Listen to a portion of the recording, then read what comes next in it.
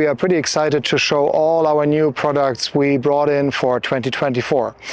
Let's start with the Grenadier, a brand new vehicle. A lot of people have seen it already, hardcore off-roader, and for us it was a pleasure to bring some parts over from Europe, starting with the new Delta rims. We took over the distribution for the US.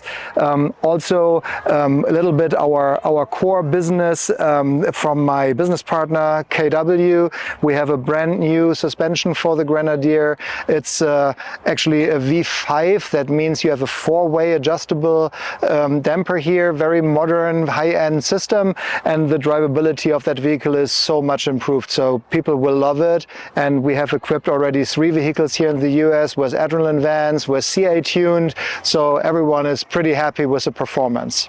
If we go around the corner, the Grenadier will be more or less, I think, a real overlanding vehicle. It's not for the normal streets and maybe buying your groceries. So we developed with Q-Cook a brand new box camping unit. You have your cook stove, you have your water, you have an additional drawer for a small cooler box.